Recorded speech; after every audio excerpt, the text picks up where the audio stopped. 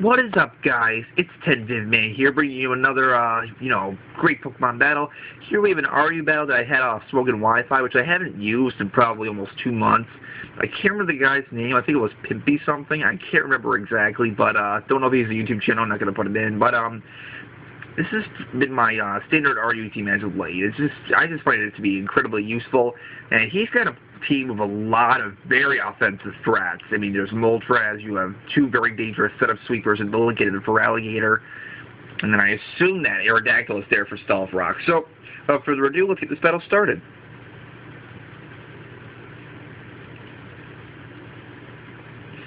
And I'm going to lead off with my Rotom Cut, which is a Scarfed one, and he's going to lead off with that Aerodactyl, which I kind of expected in the first place. So, I expected him probably to be Sash, since he is in the lead position.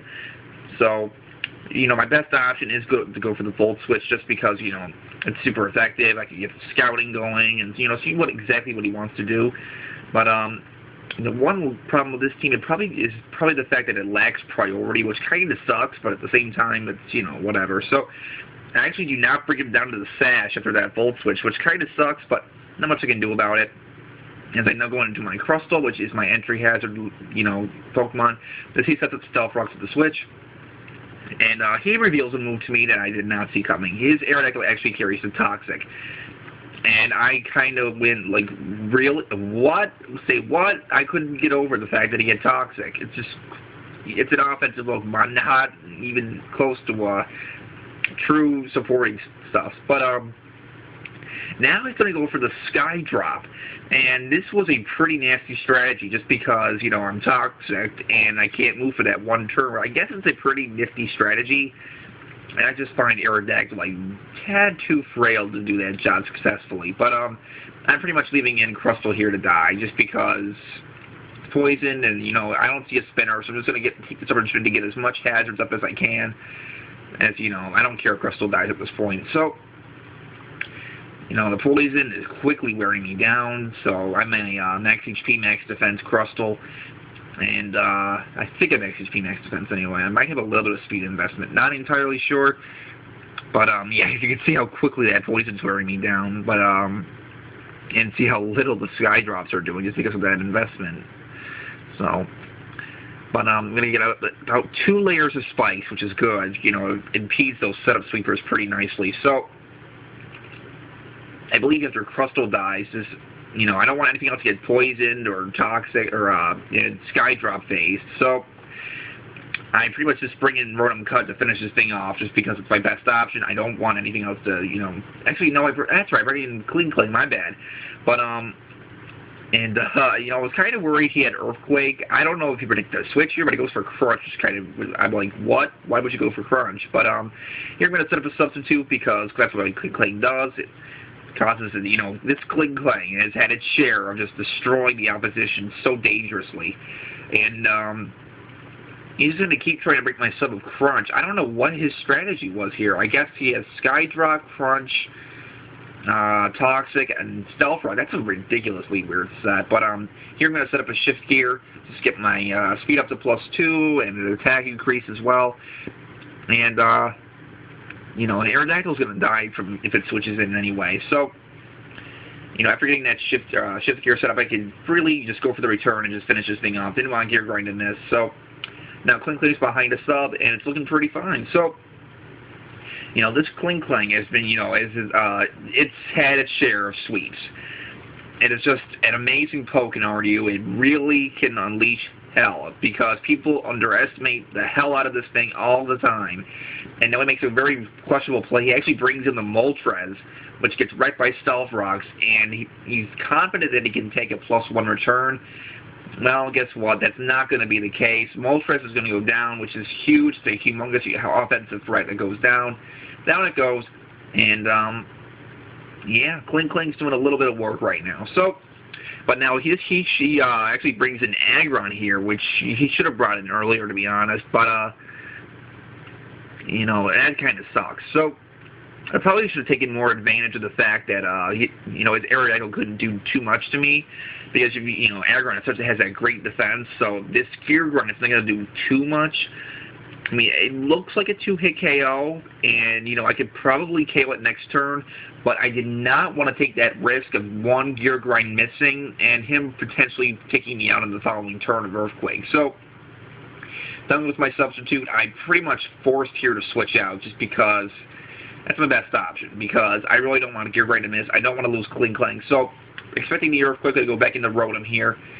So, now it comes, and it gets hit by the Stealth Rocks, and that Levitate, which is amazing. So, I didn't know if he wanted to switch out or not, so this is why I would go for the Volt Switch, because I was pretty sure it would kill Aggron from that range as it is, which it does. So, the only problem with this is it does give him Switch Initiative, which isn't, I guess, a terrible big of a deal, but kind of at the same time it kind of sucks. But now I'm going to go into my Hariyama, kind of blindly, because actually not really blindly, because he can switch it to whatever he wants, but yeah, that, you know, that leftovers and stuff. So, because this is actually my phasing Hariyama, man. At this point I completely forget that he has the Scyther. And I'm kind of scared of this thing, just because Scyther is pretty underrated in RU as well. So, gotta switch out, and I believe I go into Cofagrigus, which is my defensive wall for the most part. But, you know, my shiny Cofagrigus, probably the only shiny I'll ever have, if I haven't mentioned that already, because it actually reflects the actual shiny Mask Arcana in my white version. So, and he actually sets up a Sword Dance to the Switch, which is just like, oh crap, well that sucks. So, I don't carry Will-O-Wisp, which is even more of a problem. And he just goes for that Stab Technician boosted +2 Aerial Ace. And it does a really hefty chunk to me. But luckily I give him the Mummy, which is great. And he actually has Life Orb, which actually kind of cost him his Cypher, because this unboosted Shadow Ball from this age will actually, I believe, take out that Cypher, which is freaking amazing. So down that humongous threat goes. And if I sound a little nasally, I'm sorry. I don't know why I do, but now comes the humongous threat in Feraligatr, and Feraligatr is known in RU as one of those giant threats that can just sweep unprepared teams, Sword Themes, Aqua Jet, all the things. And I'm kind of forced to switch out here. I go into my Rotom, and he predicts this so nicely. He goes for the Ice Punch, and I facepalmed. I couldn't believe he predicted that, because, you know, he could have easily taken out my Cofagrigus. I didn't know why he'd overpredict, just because I could have gone for the rest there. So I really don't know. It was a very risky play on his part. So now I'm going to Slowking, and to be honest, I forgot he had the Lilligant, which was a problem. So he's going to withdraw. I think down at this point he's down to that Feraligatr and Lilligant left. And I'm a spec Slowking, so I locked myself into Grass Knot, which was stupid. So, because I forgot he had this thing. So, I look for the Grass Knot. This is, you know, squat diddly to this thing. So, now, you know, I'm pretty much forced to switch out. So, and I believe here he goes for the Sleep Powder. And at this point, I bring in Cofagrigus, which, you know, it could be either Death Fodder, or I could just leave it in his Sleep Powder at this point. Don't really care. He does go for the Sleep Powder, which is exactly what I wanted. And now my Cofagrigus is put to sleep. So now, you know, Sleep Clause is in effect. So you can't put anything else to sleep, which is great.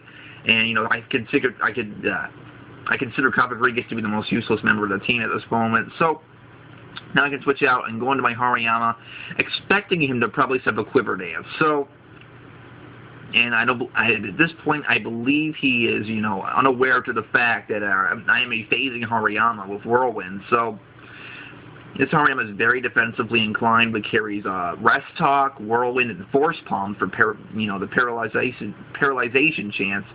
So, you know, and he's probably going to attack me again. I doubt he'd get greedy. So, but he goes for the Stab Get Drain. It's going to do a very nice chunk to me. So, you know, that's that. And, you know, at this point, I'm just going to be like, I'm going to blow you away because you're a pain in my ass. Away you go. And out comes the Feraligatr. And you can tell right now, those entry hazards are tearing this thing apart. Look at that, you know, all that damage, which is great.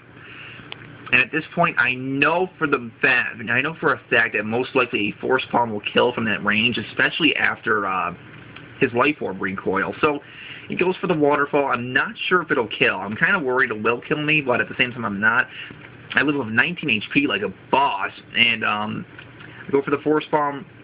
And from that range, that is a dead Feraligatr. So All he has left now is that Lilligant, and my biggest concern right now is if that Lilligant carries HP Fire, because Kling Klang is not going to be in any shape to take that hit. So most Lilligants usually carry HP Rock because, you know, the Fire and Flying types are a bit more abundant. You know, I'm looking at you, Moltres, right there. So, and he's just going to take this opportunity to finish me off, which is not a big deal.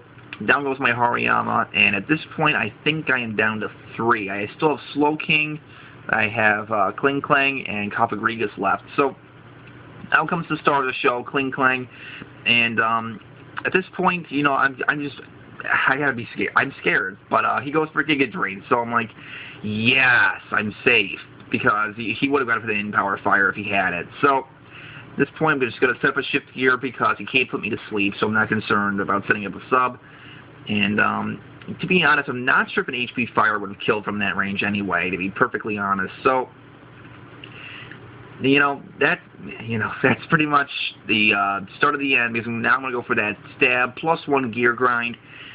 And guys, them gears are going to give me the game. So, hope you guys enjoyed that game. It was a pretty, actually pretty close if you think about it, because he could have set up and swept pretty much at any point, especially like if it's probably going to Swords Dance or Dragon Dance. So, because I just didn't have the proper tool members to be used effectively. But I love that RU team, so if you guys enjoyed, and rate, comment, sub, later guys.